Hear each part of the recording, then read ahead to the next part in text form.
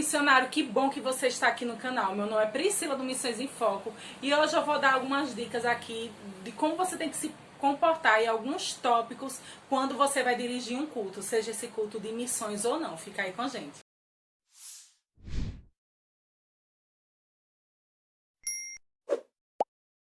Então, gente, sempre o que é que eu falo, se inscreve no canal se você não é inscrito, ativa o sininho para receber as notificações e já deixa o teu like. E isso leva 2 segundinhos e é um super apoio aqui pra gente que tá produzindo material aqui pra vocês.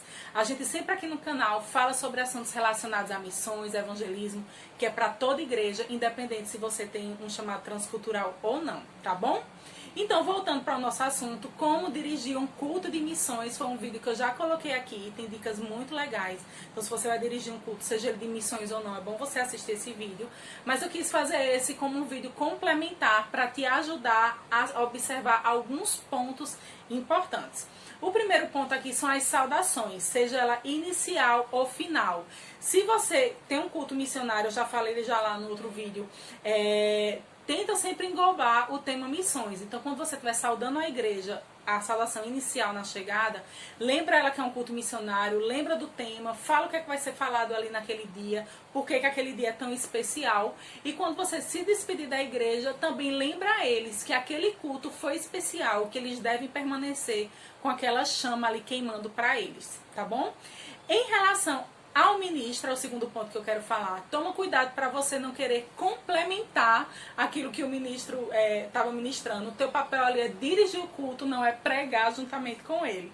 Então, toma esse cuidado. E também, quando você chamar o preletor, sempre fala um pouquinho sobre ele, principalmente se ele for de fora. Então, nosso amado pastor da igreja tal, ou então que é graduado em tal escola missionária, tal escola teológica. Fala um pouquinho dele, né? Honra a quem dá honra ali naquele local. O terceiro ponto que eu queria falar para você é a questão de oportunidades que em algumas igrejas existem. Então, se tiver oportunidade, é sempre bom você ver com o pastor se existe um limite máximo de oportunidades e como é que isso funciona.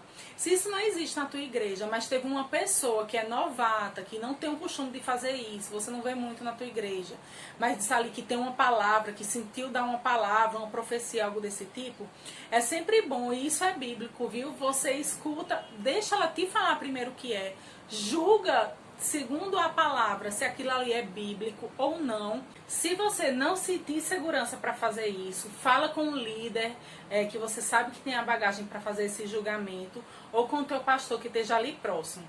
Isso é muito importante, porque eu já vi pessoas darem oportunidade para outras no final do culto, e essa pessoa ser novata, às vezes não conhecer a doutrina da igreja, ou ser uma nova convertida, e desmanchar tudo ali o que o ministro falou.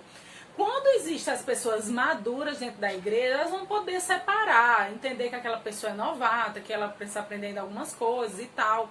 Mas as pessoas que não são tão maduras dentro da igreja vão ficar muito confusas. Na verdade, é aquilo que o ministro falou ou aquela pessoa que está falando naquele momento. Então é importante você se atentar para isso. A outra dica que eu quero dar aqui é para visitantes. Veja na tua igreja como é feito com os visitantes.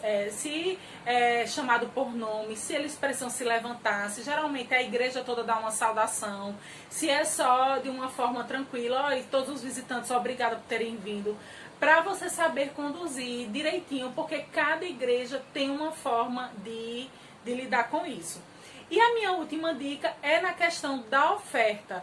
Mais uma vez, se for um culto missionário, lembra de falar da oferta dentro do contexto missionário, o versículo. E outra coisa também é que mesmo dentro do ministério, é bom você ver na tua igreja se a oração é feita antes ou depois do recolhimento do dízimos e ofertas. Eu estou no ministério que eu congregava numa igreja e lá a oração era sempre feita depois. E aí eu mudei de igreja para o mesmo ministério e os diáconos ficaram lá esperando depois que eu dei a palavra.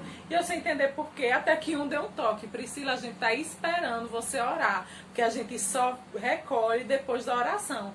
Então são detalhes pequenos, mas que vão te ajudar a se conduzir ali melhor quando você for dirigir um culto, tá bom? Então espero que eu tenha esclarecido ainda mais essas dicas, complementado bem o outro vídeo que eu coloquei.